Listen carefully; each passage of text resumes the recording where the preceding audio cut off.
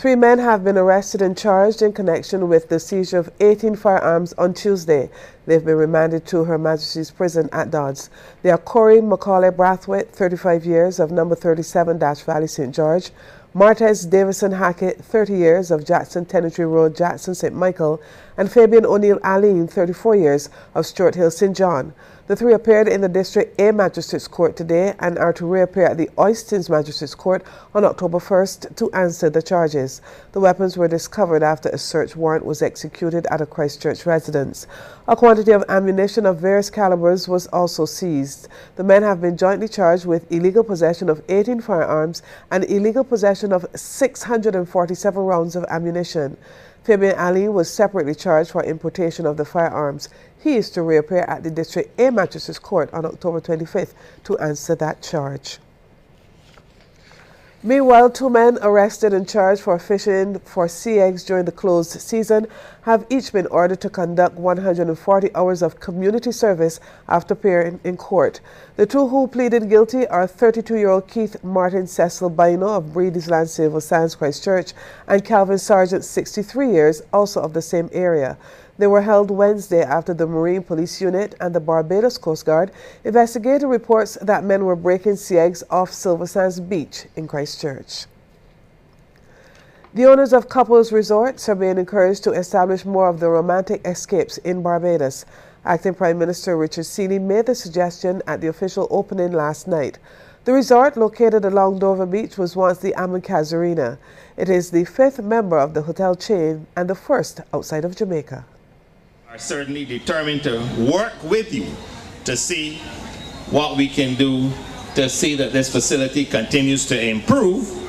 And the same way that you have 4 hotel properties in Jamaica, you can't only have 1 in Barbados. We could talk about some other possibilities.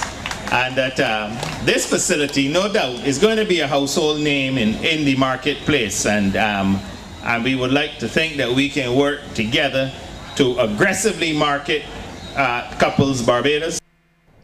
General Manager Wayne Williams is looking forward to a long and successful operation in Barbados.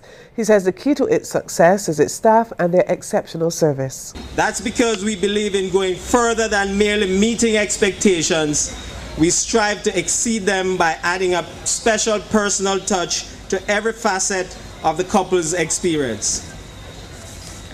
It is our aim that every member of our staff at Couples Barbados sharing this passion for service and commitment to ensuring that a vacation at our resort is perfect from start to finish.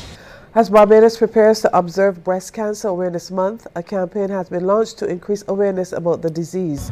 Among the activities, a motorcade organized by the coordinators of the breast screening program through the streets of historic Bridgetown. It moved off from the Barbados Cancer Society at Henry's Lane and continued through several city areas. Literature was distributed and the message of early detection emphasized. Medical coordinator of the breast screening program, Dr. Shirley Jagru, said several other activities are planned during the month, including a national walk on October 6. We're hoping to have about 4,000 or 5,000 people at this walk. Registrations have started, the t-shirts are here, and we're asking everybody, men, women and all, to join us in this our biggest event of the year, breast cancer awareness. Because remember, breast cancer is taking the lives of so many of our women, and with early detection, which is what the breast screening program is all about, with early detection we can save lives. The National Conservation Commission is embarking on a beehive project. General Manager Keith Neblett hopes it will promote greater awareness about the value of bees, as well as generate some much-needed income for the institution. The disclosure was made during an Arbor Day Expo for students at the NCC headquarters at Codrington House. Ron Brathwaite reports. There's a growing market for local honey, and the National Conservation Commission wants to tap into it. We want to be the focal point that anyone get in the bee industry, if they want to buy the boxes and all the different pieces of equipment associated with it, we are selling it here at NCC. So we are in it, we want to generate some revenue, but people don't have to bother about ordering these things out from North America. Arbor Day traditionally focuses on plants and trees, but this year the role of bees has been highlighted. Since we've launched Arbor Day, the amount of people who have expressed an interest in getting involved in the whole bee industry is fine. it can be something in terms of where you do it as a hobby. You know, I think those people who live in parishes where there's a lot of open space and trees and so forth, where they don't have the fear of people troubling them, you know, it's a good hobby to get into. Students from primary and secondary schools around the island were given an opportunity to observe the busy insects at work at the NCC headquarters.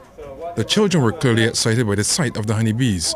I was excited to see the bees and the plants and other stuff. They're fascinating, and I like when they get to make the honey and stuff, and I learned about the queen bee that once it stings someone, it never stings again. Foreman at the NCC, Ruth Cumberbatch, who's in charge of the apiary, was pleased with the level of interest among the students. This is a generation that's coming after us, and if we teach them the importance of bees at this time in their lives, then they will know how to care for bees as they grow. Bees play a very, very important part in our society worldwide, because without bees as part of the insects, we won't have no pollination, and pollination is something that produces fruits for us to get something to eat, food for us to get to eat. In addition to the apiary, the NCC has 3 operational beehives at its Codrington headquarters. And the sweet news for bee lovers is that the Commission plans to increase the number of these structures. Ron Brathwaite, CBC News.